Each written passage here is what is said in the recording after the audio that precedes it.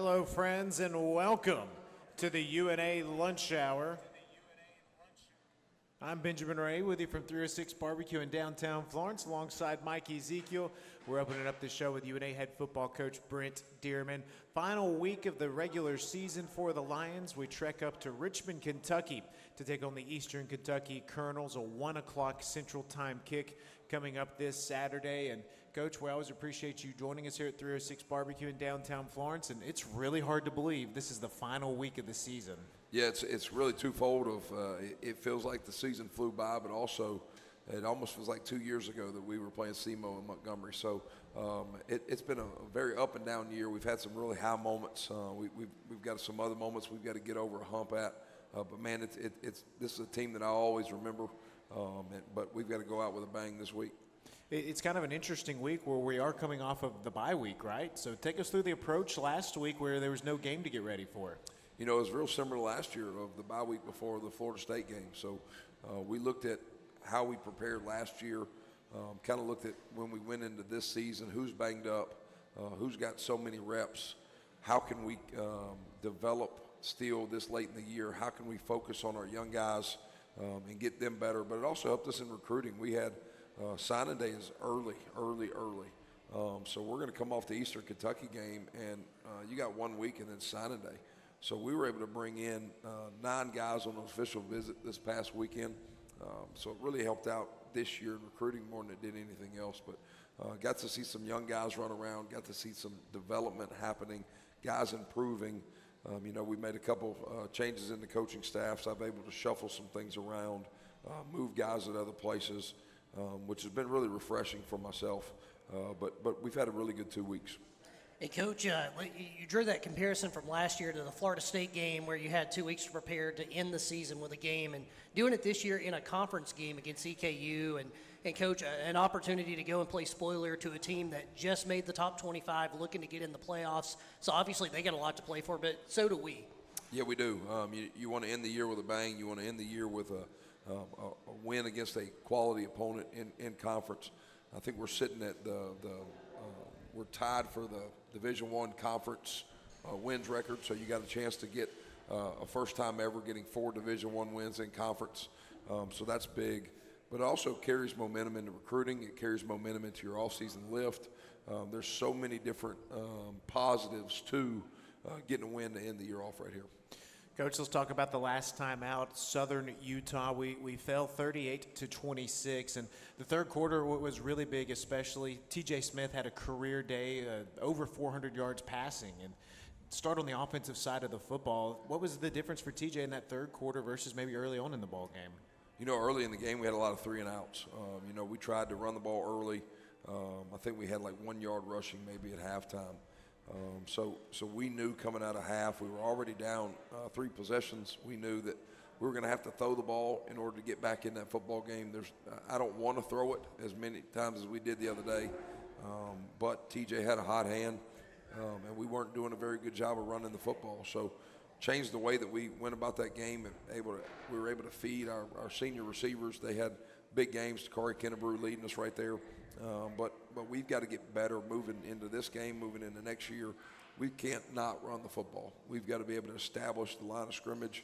You know, on the other side of the ball, it was an old school football game where I think they had drives of 12, 13, 14, 15 play drives. So we only had 4 drives in the first half. So it wasn't that we were not as successful, but if you have 2 3 and outs and you only have 4 possessions, it's going to be a quick football game. So that's why we came out and changed the game plan in the second half. Coach, we've heard you talk a lot, even beginning last year, about those explosive plays. You know, anytime you could go 15 or more yards on a play, it's usually a good thing. And in that third quarter, and even to end the second quarter, we saw a 22-yard catch for a touchdown, 70-yard to Justin Luke, and then 75 yards to Corey Kennebrew. 3 really explosive plays there. Will that be another key factor against an EKU defense versus what we saw at Southern Utah? You know, the explosive play gets you back in football games, or it takes big leads. It helps you to get a big lead, and that's where you look back at the Abilene Christian game. We had an explosive day that day, and it helped us to jump out, get that 14-point win. Where last week the explosive plays got us back into that football game where we knew we had to score quick, we had to score fast, I think we had a 2-play drive for a touchdown. We had a 1-play drive for a touchdown, had another 2-play drive for a touchdown. And then you look up, and we're in a one-possession ball game again. So it's kind of a feel thing. We'd like to always have those explosive plays, but the more we're able to run the football, the more we're able to pound the ball like we did more West Georgia, more we did Utah Tech of time of possession. You kind of get a feel for what needs to be won in that football game. Jumping over to the defensive side, Coach, it starts with Josh Anglin. He was named UAC Freshman of the Week for the 3rd time this season. He's in the house. We're going to chat with him here in just a little bit. 14 tackles, 1.5 tackles for loss and sacks as well for him. And again, Coach, you got to like his chances of being UAC Freshman of the Year. You got to like his chances of being a Jerry Rice Award finalist and perhaps even winner. We hope, depending on how this last week goes. But again, how much has he stepped up the last couple of weeks? Oh, he's been huge. You know, we've got a big hole missing with Jackson Bratton being out, a senior that's played 5 years of football, and you were scared when you lost his on-field leadership. You were scared when you lost his amount of reps that he's played, and then Josh has been able to come in, and man, there hadn't really been a step back. He's coming in, he's communicating, he's taking charge, he's taking a leadership role.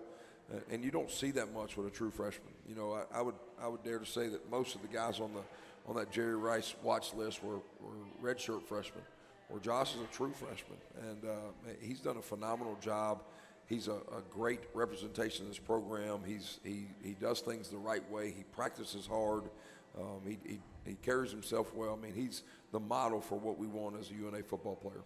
Just a fun reminder about that Jerry Rice Award watch list. UNA was the only school with 2 freshmen. Of course, Jalen Fletcher on the other side of the ball. And both of those guys, like you said, Coach, not redshirt freshmen, but true freshmen. And redshirt freshmen are eligible for that award, but most of them in their first year of football. But, Coach, staying on Josh and talking about his impact at the Mike linebacker position, moving him from Will, there's been some other guys that have had to step up in that absence of Jackson, and Seth Hampton being one, and some other guys kind of moving up the 2 deep. What are you seeing at that position right now? You know, Seth's one you just called out. You know, Seth is a redshirt freshman. You look at our linebacking core. We had Sean Myers, who was going to be a senior, get hurt extremely early, had to take a medical redshirt. He will be back, but once you lost Jackson Bratton, it's a young group between Josh, between Seth, Kendrick Davis, Chris Cotton. Rush is really the only older guy in the room, and Rush started his career as a safety. So it's a young group. I think that group has really stepped up to the challenge, and they're playing really good football right now, which is exciting for me, knowing that a young linebacking core is going to be around here for a long time with Josh and Seth, and continue to develop Kendrick and Chris Cotton. I'm really excited for that room in the future. Let's talk about what's coming up this Saturday, Eastern Kentucky. The Colonels have won 4 consecutive games.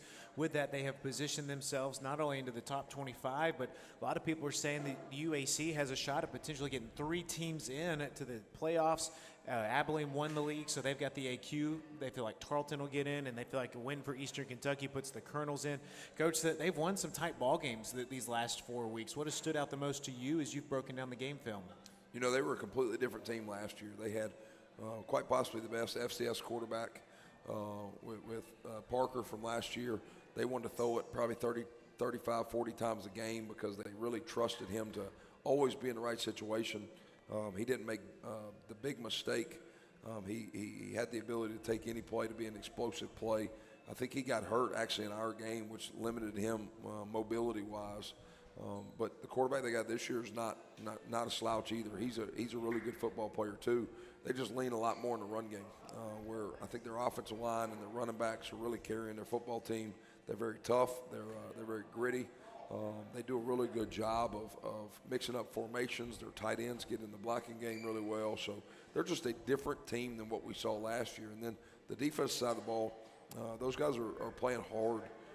You know, they're anytime you stop Tarleton State, who was quite possibly one of the best offenses in our conference, to 13 points. They hold Central Arkansas to 24 points. They Austin Peay, which came in our place and was a really good offense 2 weeks ago.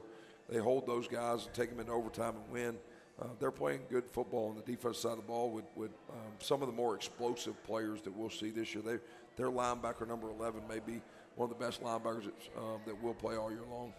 Coach, a big one on Saturday. We appreciate you all season long joining us here at 306 Barbecue as we've talked football with you every single week. And I know you've got a big event you've got to get to right now. Yeah, my son, my 5-year-old son's got a Thanksgiving program that he's singing at right across town, and I got to make sure I'm going to go be a dad for lunch today. Yes, sir. We want to get you there. Coach, thank you as always. Best of luck. Thank you. Roll lines. That's North Alabama head football coach Brent Dearman. Let's take a time out here on the UNA Lunch Hour. We're still going to talk some more football. We're going to talk some basketball and cross country as well. We'll be back to 306 Barbecue in downtown Florence after this.